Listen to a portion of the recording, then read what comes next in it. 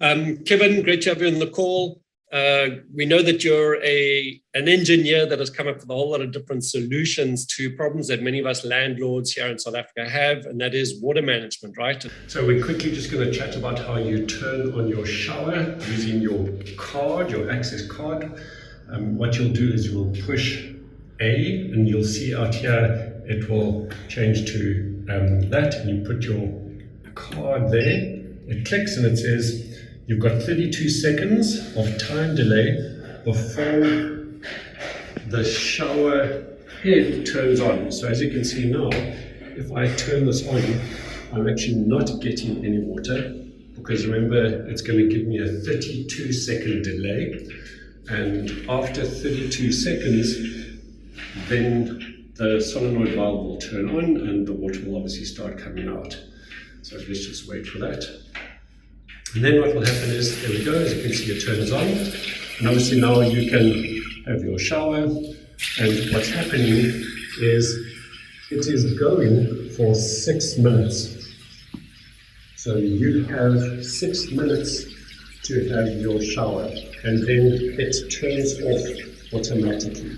So that is how you use your shower card. And of course, even with your company, BSI Electrical, you have a whole lot of solutions in the water, electricity management, from prisons to student housing to communal spaces, even through squash courts where you're managing electricity usage. So great to have you here. I'm super excited about this because this was a problem for me that I had been battling to solve for well over 3-4 years. And when I came across your product, it was like, this is obvious, because I had done all my research and come to the same conclusion, but I just didn't know. I didn't want to build it, right? So great to have you here. And I want to actually just hear and share my story and how it solved what I'm doing. So great to have you here. Thanks. Thanks so much, Robin. Thanks for giving me the opportunity.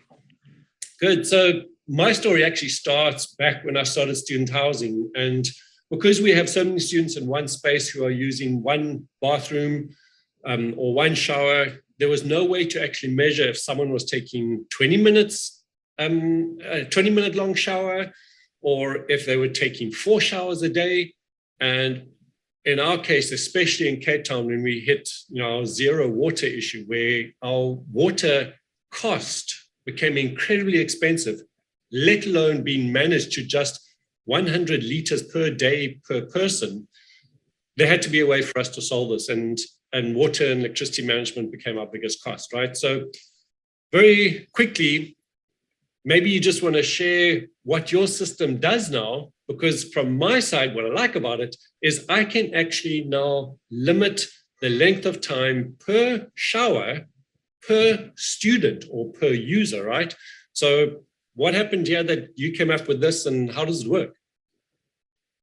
Okay, so basically the system allows us to control the showers and any basic water source in a communal environment, and allows us to assign accountability to the individual tenants.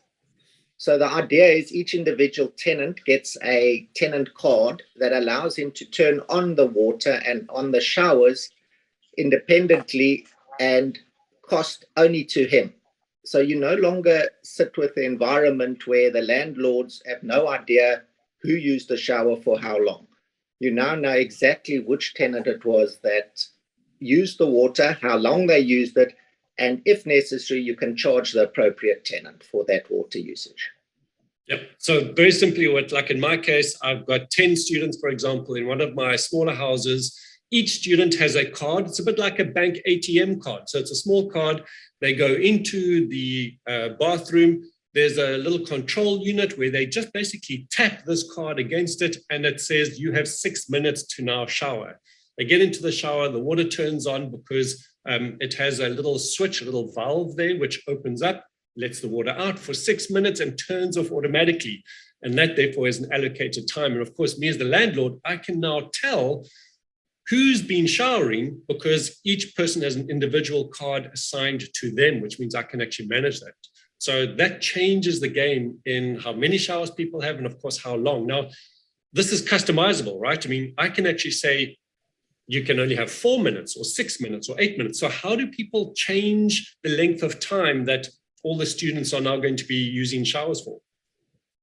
Okay, so basically we have what we call a setup card where we can set up exactly the delay before the shower turns on after they've tagged to give them time to undress.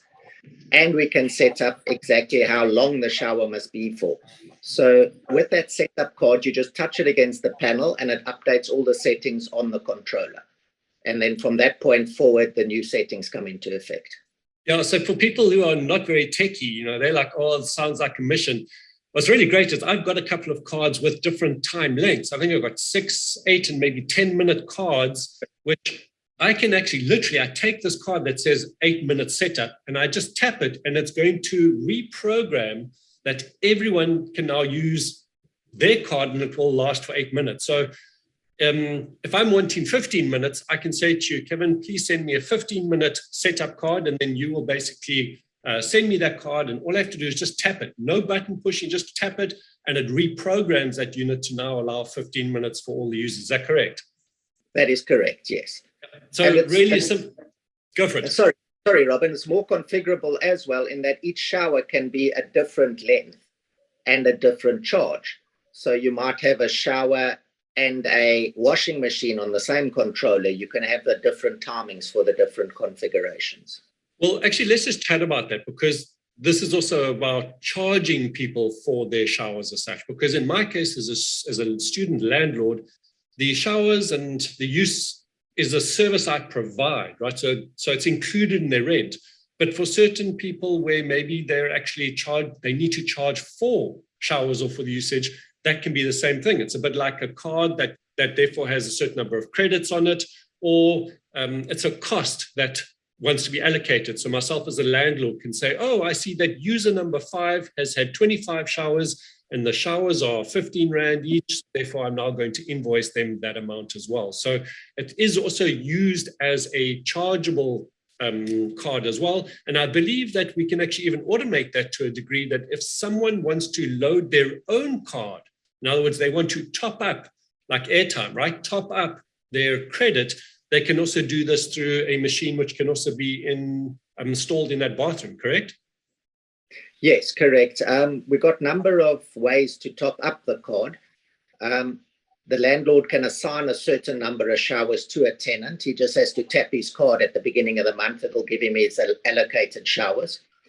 They can also, if they run out of showers in the month, they can use rands and coins to top up the card, or they can use a credit card to top up the card.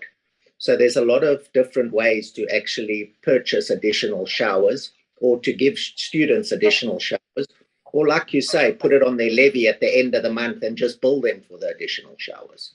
Yep, correct. So like I've shared, I've got it in my units and this has been a game changer because now actually I can manage and control and measure more accurately my water usage. I know that one of my clients here in Cape Town as well, he's just refurbished his whole building. He's got over 1,000 beds throughout the country. He's installed your systems as well because this is a massive solution for us in the student housing arena. And what's great about it is you can actually install this in your existing bathrooms and shower, or you can do it when you're building new residences or new bathrooms and showers. So perhaps just explain the difference between the two and why for someone like myself who says, well, I've already got everything there. I've already got my showers. I don't want to go and re-chase piping and reconnect this. That just sounds a mission. How can you solve that problem for them? Okay, so basically in a new building, we can chase the boxes into the wall because they're building anyway, where we can supply stainless steel enclosures that basically go below the tiles and you just get a nice silver panel on top of the solenoid valve. The water then leads from the mixer through the solenoid valve to the shower head. And that comes up like a very nice solution in a new building. In an existing building, we use the exact same solenoid, but we mount it just where the rose is, in between the rose where it comes out the wall and the actual rose head. We fit the solenoid valve there. And we also got a nice little stainless steel box that we can mount over it to prevent tampering with it. Yep. Then the go for it. Control panel. And then the control box can also be either surface mount or mounted into the wall like a light switch. So either option with the control box. Yep, and really simple, right? I mean, it can be installed probably in most cases DIY or just with an electrician or plumber just to connect the few wires, because obviously it does have a wiring into it as well, but that's all standard practice stuff. This is nothing complicated. Kevin, is there anything else you want to add to how people could use this or how it could be beneficial to them besides the student housing or communal showers and campsites or sports centers, obviously big buildings, communal buildings, student housing, where else? Yes, so basically we've used it in truck stops where the truckers stop at the garages overnight and they were abusing the water in the truck stops. So they came up with a system where they sell the truckers tokens, and rather than cards where they're not going to see the person again, they sell them a token. The guy uses the token and showers overnight, sleeps there overnight and leaves.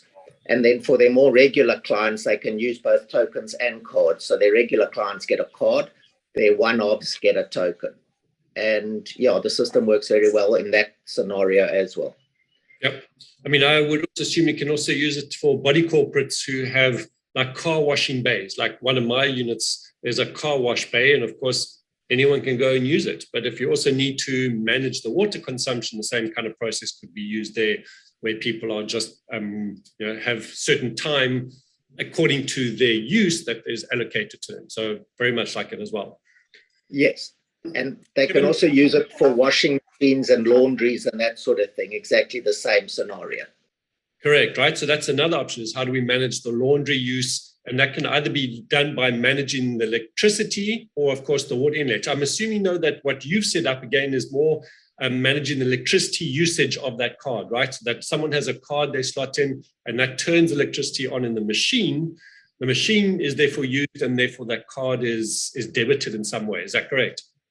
That is correct, yes. But we also, in the more modern machines, we wire it into the machine. So whilst we don't cut the electricity, we use the machine's intelligence to basically run through the cycles and that. So there's no longer a time-based thing. We're actually giving it a pulse and it takes control over after that. Okay, great. So it's measuring the amount of electricity being used more accurately. More accurately, and also allowing the washing machine not to kind of run out, or the worry is running out of the electricity before the cycle's finished. Yes, that's right. So the more, the newer machines allow you to actually know when the cycle's finished so you can turn it off correctly. Got it. But excellent. You can use it on any machine. I'm a great fan of this. It solved my problem. I love supporting this product and actually going out, because so many of my students, my coaching students who have student housing around the country, this has been such an issue for all of us, is how we manage it. We've come up with some other creative ideas, but this one is a really simple one. Obviously, there's a cost to just buy and then install the module, and then an ongoing subscription, which is obviously discussed and negotiated per user, because that's obviously something which depends on how much they want to use, how many users they have. In big buildings, you might have 300 or 400 people. So I'm sure there's a whole setup there. So all of those people, I'm sure, can get hold of you and actually discuss their individual needs. But from my side, it's an absolute no-brainer. It's actually incredibly economical in what it's going to save me. So it's really great, and I look forward to seeing how this can be put into a whole lot of buildings around the country. So thanks very much. Thanks very much, Robin. Appreciate it. Good. Cheers.